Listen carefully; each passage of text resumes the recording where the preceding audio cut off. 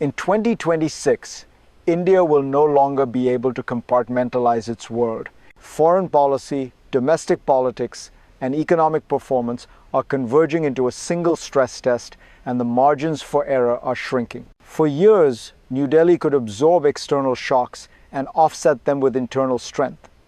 A diplomatic setback here, an economic win there, an election victory to steady the narrative. But that balancing act is becoming harder to sustain. US tariffs are no longer a headline risk, they are a lived economic force. Strategic autonomy is no longer a slogan, it is under scrutiny.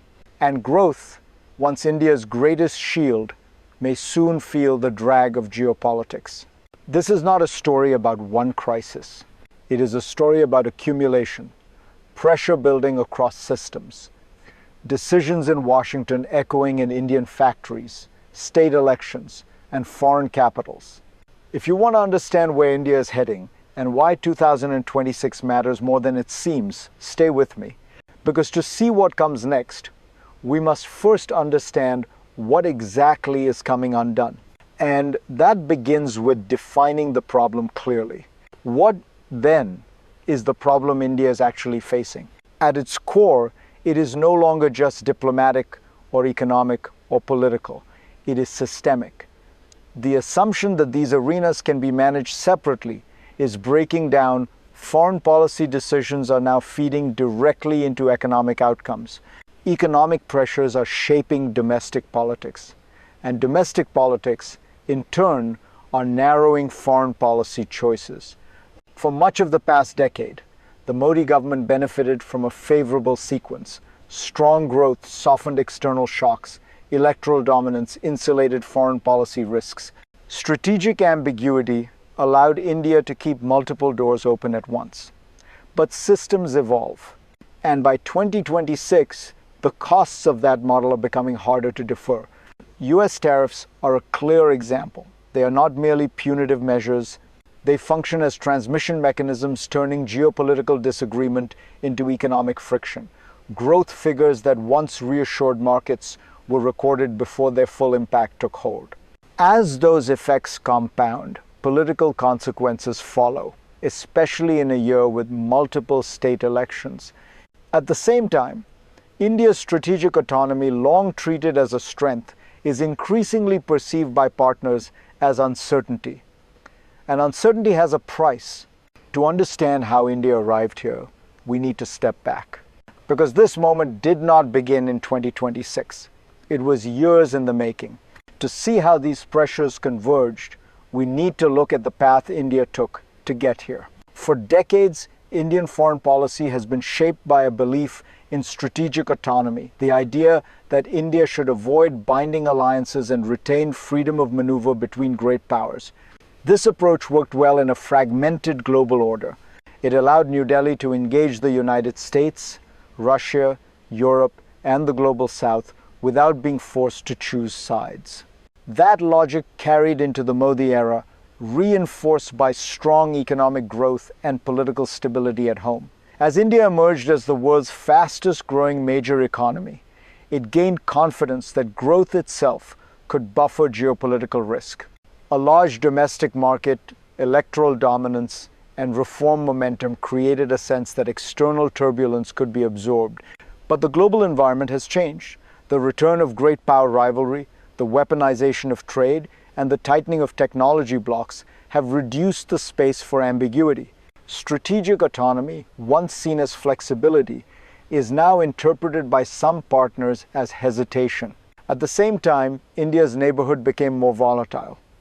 Political shifts in Nepal and Bangladesh, tensions with Pakistan, and instability on multiple fronts added to the strain. The result is a system entering a new phase one where old assumptions no longer hold. And that sets the stage for the first rupture. Then came the first rupture. In May 2025, a 4-day conflict with Pakistan jolted the system. It was brief, contained, and on the surface, manageable. Both sides exercised restraint, aware of external pressure and the shadow of nuclear escalation. But beneath that restraint lay a deeper signal. India's regional environment was becoming less predictable, more compressed, and far less forgiving of miscalculation. Almost immediately after, the external costs began to mount. The downturn in India-US relations was not abstract. Washington imposed 50% tariffs tied to India's purchase of Russian crude and the failure to secure a trade deal by the agreed deadline. What made this moment sharper was timing. The tariffs landed just as India was projecting confidence electorally strong, economically resilient, diplomatically multi-aligned, and then came the optics.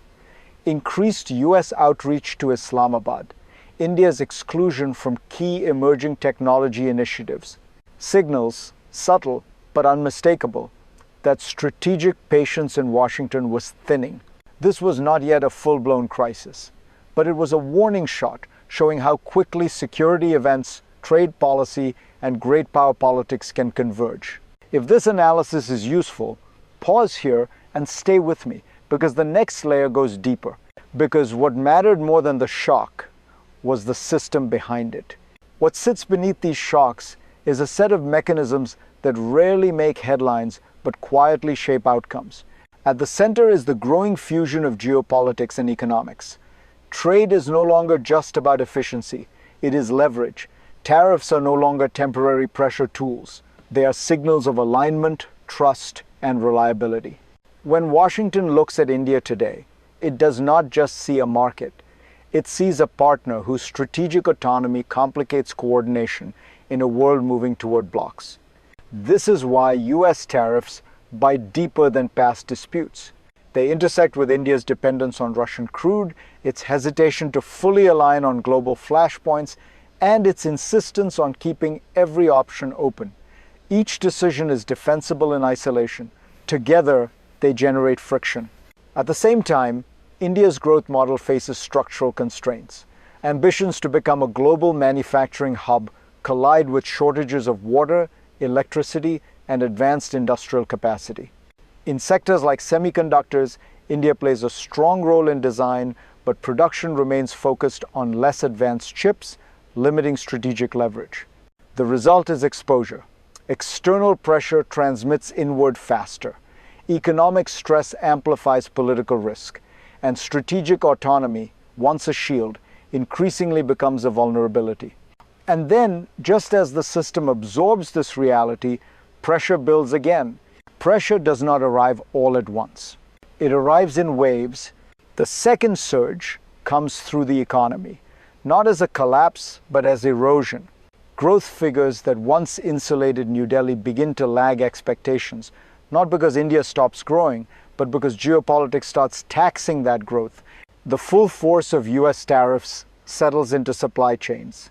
Export competitiveness weakens. Investment decisions slow, waiting for clarity that does not come. At the same time, Washington signals it may expand sanctions on countries doing business with Russia. Even the possibility is enough. Markets react to anticipation, not just action. Firms recalibrate, risk premiums rise. What was once manageable pressure becomes persistent drag. This is where timing matters. India enters 2026 facing elections in 4 states and 1 union territory. Economic anxiety, even if moderate, becomes politically salient. Reforms that look bold now feel costly.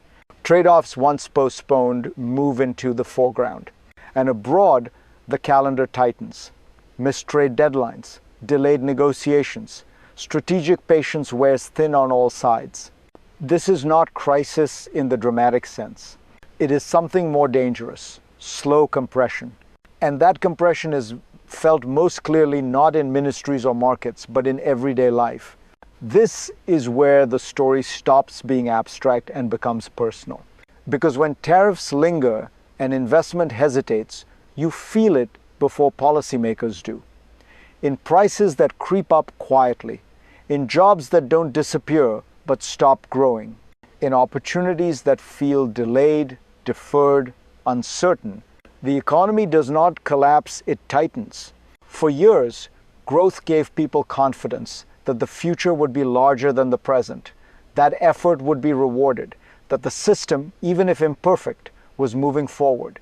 But prolonged external pressure changes expectations. It introduces doubt, and doubt is corrosive. State elections in 2026 will not hinge on foreign policy speeches. They will hinge on lived experience, on whether reforms feel empowering or punishing, on whether global ambition translates into local stability.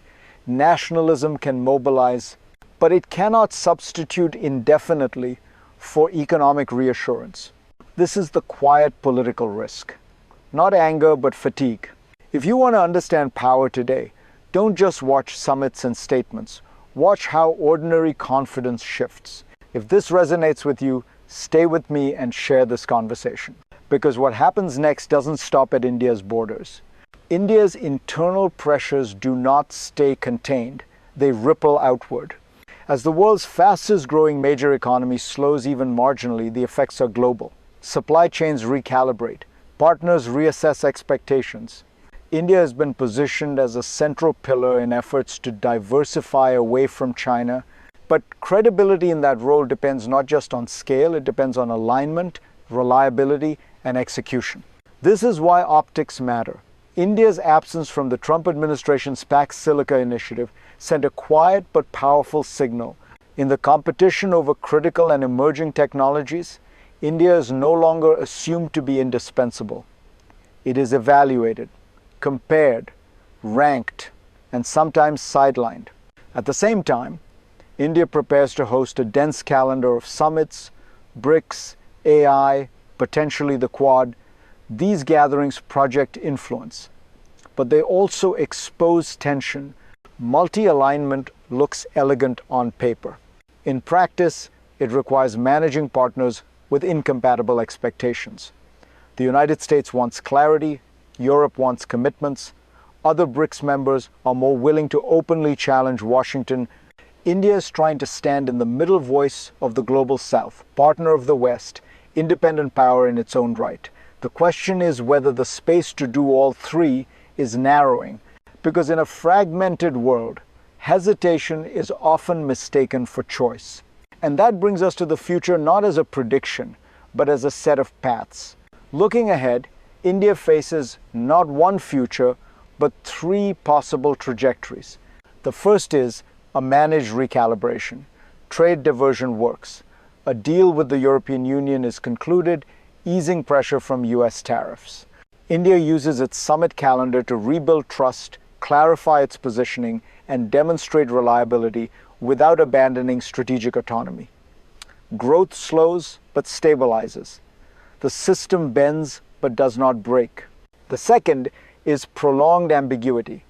Negotiations drag on. Tariffs remain. Sanctions risk lingers without resolution. India continues to speak in multiple registers, global South leader, Western partner, independent pole, but satisfies none fully. Growth continues, but below potential. Politics becomes more defensive. Strategic autonomy survives, but as inertia rather than strategy. The third is strategic compression. External pressure intensifies. Technology exclusion deepens. Economic drag becomes politically costly.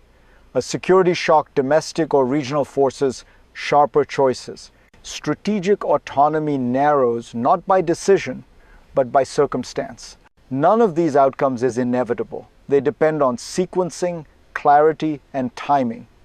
Systems reward coherence. They punish drift. The question for India in 2026 is not whether it can balance, but whether it can still choose.